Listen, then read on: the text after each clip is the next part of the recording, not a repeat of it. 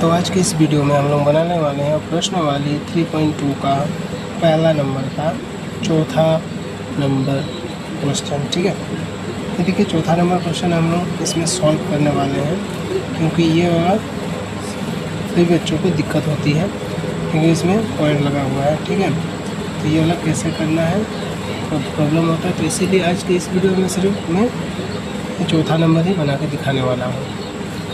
चलिए इसको ध्यान से देखिए कैसे बनाया जाता है इसको।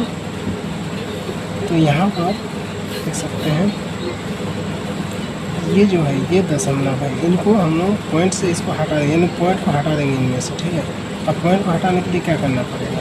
पॉइंट को हटाने के लिए ये जो है इस पर यहाँ पर जो नंबर्स है ना इनमें इसमें भी गुना 10 करेंगे एंड इसको भी गुना 10 करेंगे, यानी 10 से इसको भी गुना करेंगे, 10 से इसको भी गुना करेंगे। अब अगर इनको 10 से गुना करते हैं तो हम लोगों को क्या प्राप्त होता है? देखिए प्राप्त होता क्या है, यहाँ पर प्राप्त हो जाएगा आपको 2x plus 3y equal to 13। ठीक है, यह हो जाएगा आपका समीकरण 1। और इसको इसके साथ अगर गुना करते हैं यानी कि 10 से अगर गुना करते हैं तो यहाँ प्राप्त हो जाएगा 4x plus 5y equal to 23। यह हो जाएगा आपका समीकरण 2।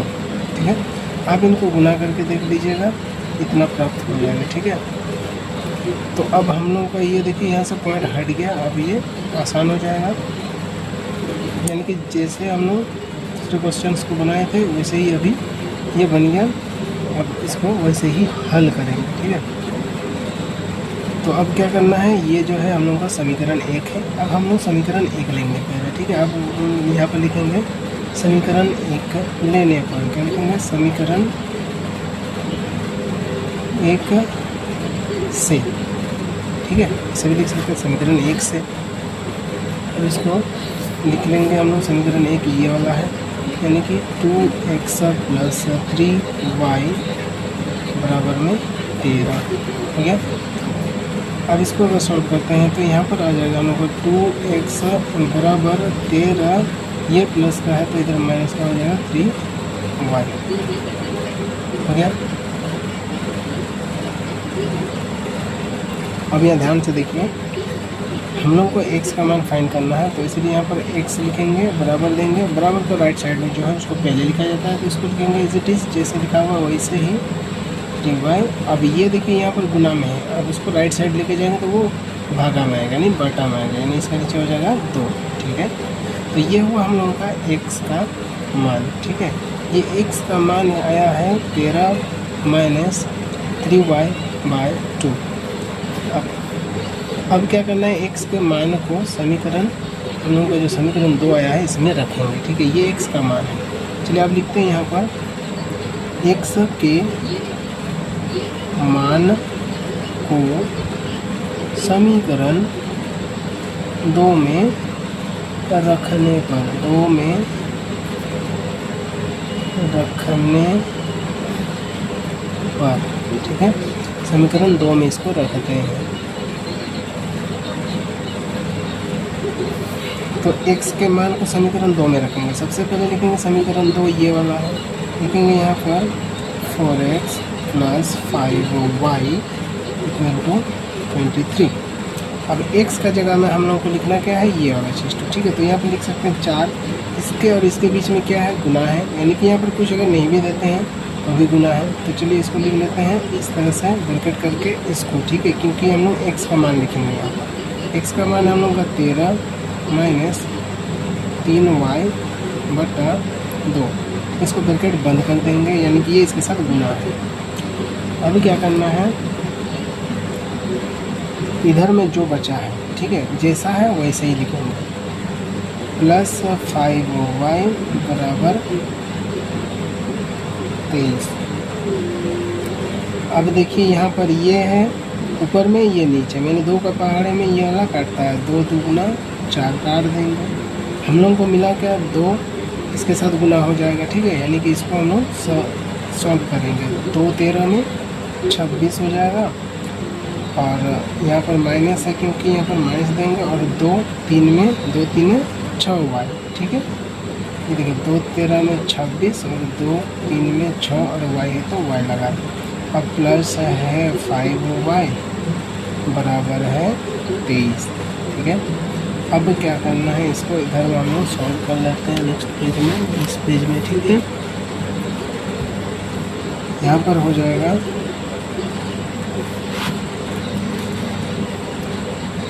26 माइनस 6y प्लस 5y बराबर 23, जो कि हम लोग उस पेज में लाए हैं, ठीक है। उसको इसमें लिख लिए हैं ताकि आप लोगों को समझाने में सुविधा हो।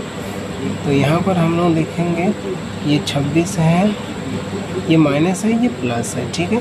ये माइनस और प्लस में माइनस होता है तो घट जाएगा, तो 6y में से 5y जो है घट जाएगा, तो माइनस में आएगा y बराबर 23, यानी कि 6y में से 5y गया तो 1y बचता है, यानी कि यहाँ कुछ नहीं, यानी 1 है तो एक बार y लिख दिया।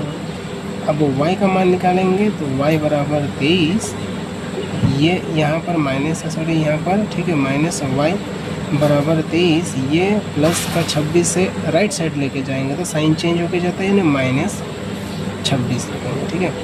अब यहाँ पर क्या करना होगा, देखिए ये माइनस y बराबर 26 में से 23 घटाएंगे, ठीक है। 26 में से 23 अगर घटाएंगे तो कितना होगा, 3 हो जाएगा।